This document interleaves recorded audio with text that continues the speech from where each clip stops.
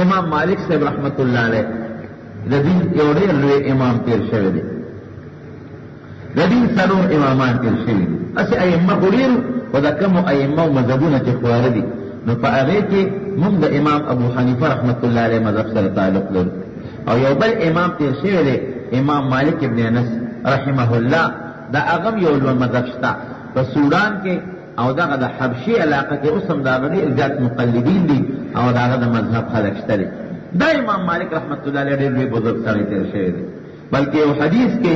علماء لیکي امام مالک رحمت الله علیه ته اشاره پیغمبر علیه السلام کړې ده چې یو وخت به راشي مدینه منوره کې چې مدینه منوره کې به یو عالم موجود وي او د دنیا خلک به هغه له سفرونه کوي او راځي به وله. نبي علیه السلام فرمایي نو څوک وایي چې د دې نه مراد عمري زاهد مراد دی، لیکن زمون جمهور محدثین لیکي چې د دې نه مراد امام مالک ابن انس دی. او دغه پیشنګوی د پیغمبر علیه السلام رښتونې شوه په مدینه منوره کې به ناستو د پیغمبر علیه السلام په جومات کې او د دنیا طالبان به راتلل. لویه حلقه د درس به وه، د احادیثو لویه حلقه به وه، په سوونو په زرګونو خلک به امام مالک رحمت الله علیه ته ناستو او د پیغمبر علیه السلام احادیث به تذکر.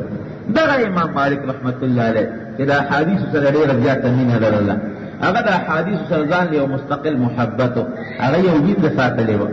او وینځه په دې پوهې کړې وه وی که څوک راشي او د څه خبرې تپوس کوي یا د مسلې تپوس کوي نو زه ما ته اواز کوه زه به ولره وځم، او که د پیغمبر علیه السلام د احادیثو تپوس کوي نو بیا یې کښېنوه لږ ساعت پس به ولره وځم. نو که څوک به رالل وی څه کار دی؟ یاره امام مالک سره مې یو پوټی کار دی غرض دی د مسلې تپوس ته کوم بل څه تپوس ته کوم هغه به روغت جواب به یې ورکړم. او که څوک به رالل چې یاره زه خو د یو پیغمبر علیه السلام د حدیث د کولو له راغلی ورته به دا ځای کېنه. نو چې پنځه شپږ کسان به جمع شو امام مالک صاحب به غسل به وکړو، بیا به خپلې مزېدارې پاکې صافې جامې واغوستلې، بیا به خوشبویي پورې کړله، بیا به پټکي په سر کړه، نو بیا به روت. چا ورته وی دا وایي دا خو ډېر ګران کار، هر وخت لمبل او هر وخت جامې بدلول او هر وخت خوشبویي پورې کول او هر وخت پټکي په سرول دا خو آسان کار نه دی. وی ما له حیا راځي چې زه غسل نه کم، ځان پاک نه کم او خوشبویي پورې نه کم او خپلې جامې وانه غوندم او را دې شم د پیغمبر علیه السلام حدیث چاته ښې اله به د پیغمبر علیه السلام حدیث ښیم چې ځان ورته خپلې ډولې کم او خوشبویي پورې کم پټکې په سر کم او راشم کېنم. دا د نبی علیه السلام د احادیثو سره محبت و، لیکن روح څوک چې د پیغمبر علیه السلام سره مینه ساتي او د دواړو جهانو د احادیثو سره د پیغمبر د احادیثو سره مینه ساتي نو د خدای پیغمبر بیا هغه سره ګوري مینه کوي. خدای پاک هغه له کوم مقام ورکړه؟ مدینه منوره کې دیره کړه او کوم ځای کې مدینه منوره کې دیره و. الله پاک دې مونږ او تاسو ټول بوت دیتی ټول وایي آمین. ریاض الجنت په مدینه منوره کې یو ځای دی د پیغمبر علیه السلام د کوټې مبارکې او د منبر په منځ کې یو ځای دی. ستاسو د جومات دومره وی یاره دې نه کله زیات دي دومره یو ځای دی د پنجرې مبارکې د منبر په منځ کې د دواړو جهانو سردار فرمایي ما بین بیتی و منبری روضة من ریاض الجنه. وی زما د کوټې او زما د منبر مبارک په منځ کې چې کومه علاقه ده دا د جنت د باغچو نه یو باغچه ده. و منبری علی حوضی او زما منبر زما د حوض د پاسه پروت دی. علما د دې ګڼ جوابونه کوي. یو جواب یې دا دی رونو چې دغه ځای به خدای د قیامت پر ورځ والي په جنت کې به کېږي او دا منبر به خدای پاک د قیامت پر ورځ والي او د حوض کوثر په غاړه به کېږي. یو معنی علما دا کوي، نورې معنی هم شته لکه جنت کې جسمانی سیرابېدل دي او ریاض الجنت کې به د پیغمبر علیه السلام نه خلک روحاني سیرابېدل او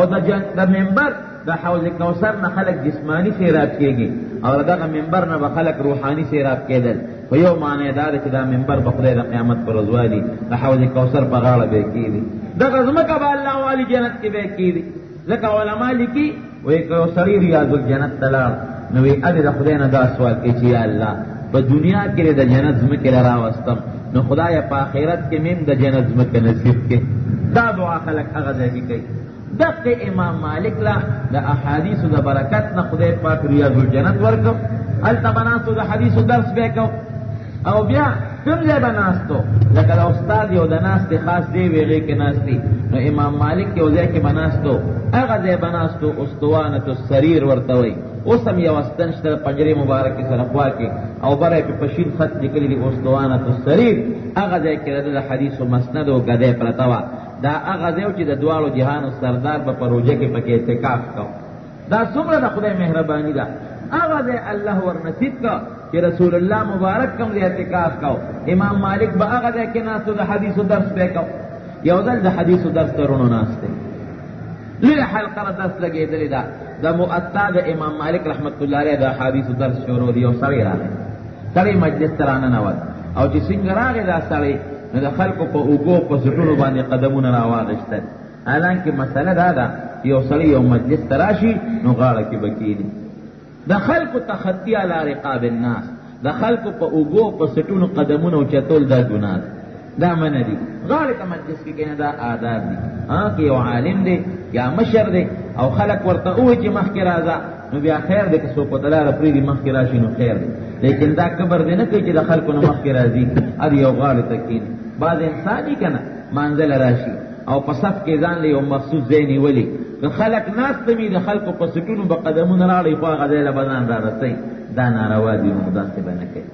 کہ لاروی مخ کے سختن را دیشی او کہ لارنی غلی غندر شاعت لاندی کی لازکین او کرنبی سب کی رد ثواب زیاد تے او رد ارادین وقتی دی راشی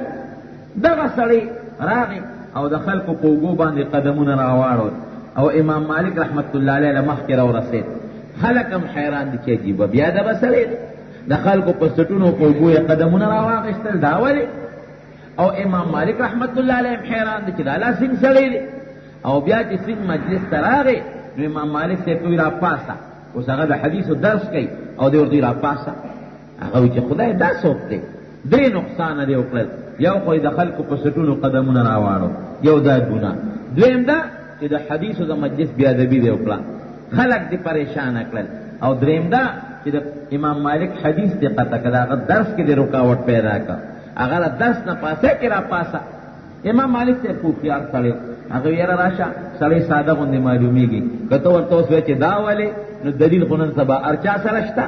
بے دلیل لا دنیا کے سوکتی ای بچے دا وجلو دا وجدا نو خبر بنور مقدشی ای راشا سادہ گندی سڑے دی خبر اومانا چی خبر بیغمان کی گی وی خواہ پاسے دورتا درسنا کہ ور پاسے دوی سوے وی لگرا ترغاڑو دا لکه خو عجیبه سړی دته د حج نه خو نه راغی چې ما ځان تر غاړه باز یا سواده خو مې نه کړ چې ما ځان تر غاړه باز یا سره سفر نه خو نه راغلی ویرا تر غاړه دا امام مالک ورته ډیر عام سوچو کو جراشه ساده سړی دی میاس کې رونو ګوره سړی ساده نه دی ها سړی کې یو ډیر لوی کمال پروت اوس به پیښه ویرا تر غاړه دا امام مالک سے ودی ډیر خلا ور تر غاړه بیا ورته هغه سړی وی وی دا تندې را دی خو کې دام در دخل کم امام مالک وی جی بسړی ویډه راخه خپل کا تندې ولا خپل کا امام مالک سے ورته استا کار خلاص شو یو وی اوس د نظم یو تاسو کوم وی دا دی ولې دا چالو کا یو خو دې کبر وکاو او هغه د خلکو په سټونو قدمونه راوړو